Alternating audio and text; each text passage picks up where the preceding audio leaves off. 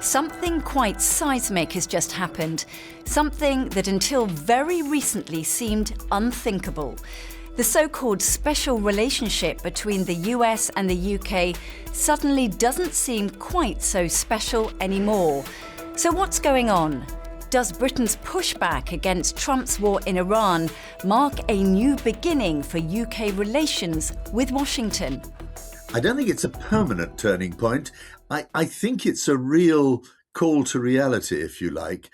I think it underlines the fact that the British dream that they had a special relationship with the United States was always exaggerated and has been certainly since the Second World War.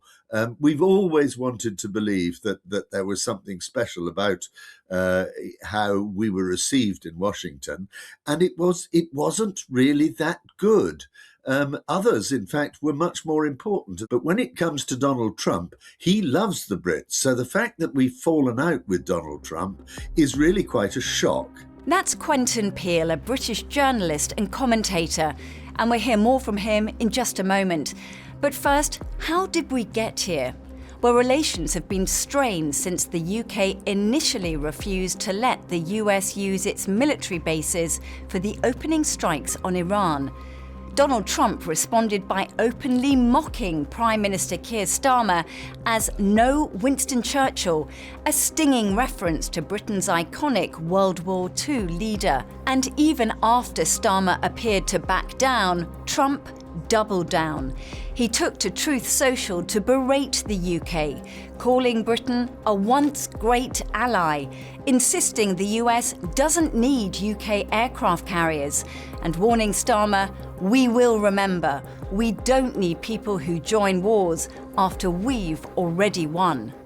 It was a very brutal comment that he made about the Brits. You know, we don't need you. We've already won the war. Now, there may be a lot of people who say, I'm not at all sure that he's right. He's making quite a mess of this war of choice that he's got engaged in with the Israelis against Iran. Having said that, the bitterness of not having the Brits on side as they were in the Iraq war, I think does go quite deep and isn't just Donald Trump. I suspect that will be shared in the Pentagon, certainly, and in the American military, that the Brits haven't been as reliable as they used to be. That raises another factor that actually I'm not sure the Brits are capable of being as reliable as they used to be, because their defence equipment, and particularly the Royal Navy, is simply not in a position to sort of sail off and support the Americans overnight. They're taking weeks to get ships out to the Mediterranean. And yet Keir Starmer insists the special relationship is still working exactly as it's meant to. Look, the special relationship is in operation right now. We're working with the Americans in the deployment from our bases. We are working together in the region. The US and the British working together to protect both the US and the British in joint bases where we're jointly located. And we're sharing intelligence on a 24/7 basis in the usual way.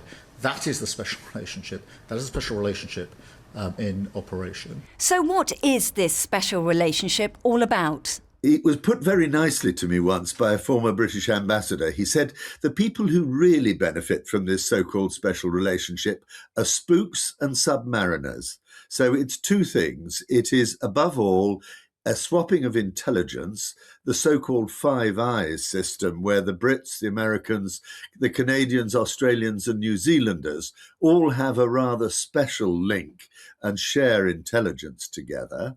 And secondly, it's to do with our nuclear submarines, which are really able to operate only largely, almost entirely, thanks to the fact that it's American technology and American missiles that are on board.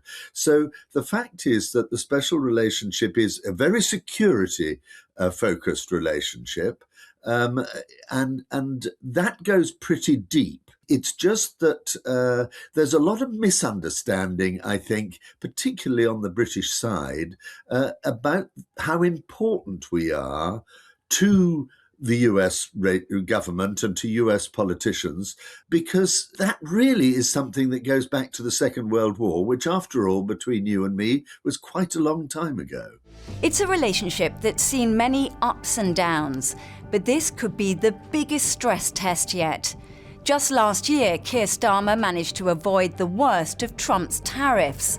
Fast forward to now, and people are asking if this is just another difficult phase or something deeper. I think it is quite a serious crisis because it does relate to the fact that the Brits have not immediately jumped on board and gone to war in Iran, as we did in the Iraq war when Tony Blair was Prime Minister. So it is serious from that point of view. It is also serious because Donald Trump is quite such an unpredictable and outspoken president. It's less serious because Donald Trump sometimes or frequently seems to forget about 2 days later from what he actually thought 2 days ago. So I think he is quite capable of changing his mind and suddenly deciding that the Brits are his best loved people. And the very fact that he's going to be receiving King Charles on a state visit in a very short period of time, I think we're suddenly going to see actually all sweetness and light again. But it does underline the fact that I think this relationship is much more difficult than it used to be. And that's a process that's been going on for some time, the drifting apart of the transatlantic alliance. It's not just Britain, it's the whole of Europe and America have been drifting apart. There's another interesting factor here, and that's British public opinion. What do Brits think of the US under Donald Trump? I think that the advent of Donald Trump is a real shock to British public opinion.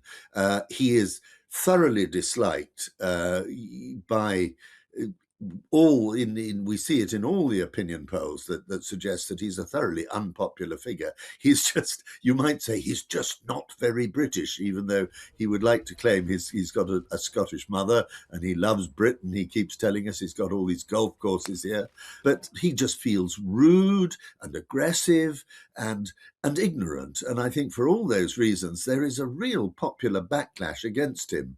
So the interesting thing about the current situation is, as angry as Trump is about Sir Keir Starmer, the British Prime Minister, not being a wholehearted supporter of the American war in Iran, that is actually for Keir Starmer a very popular position to be in Britain, much more popular than he's been about many other things, because Keir Starmer is facing quite a domestic backlash over his policy of not being tough enough with Israel in Gaza, for example, and of trying too hard to be on side with Donald Trump, that he's made these trips to Washington where he's been excruciatingly embarrassing in the way he seems to have tried to ingratiate himself with Donald Trump.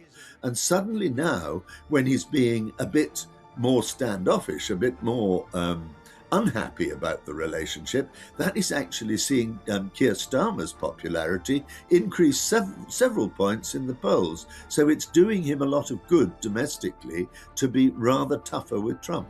And all of this leaves the UK in a pretty lonely spot. It's still trying to rebuild its relationship with Europe after Brexit. And while Europeans may not be openly gloating, there's definitely a sense of we warned you about relying too heavily on Washington.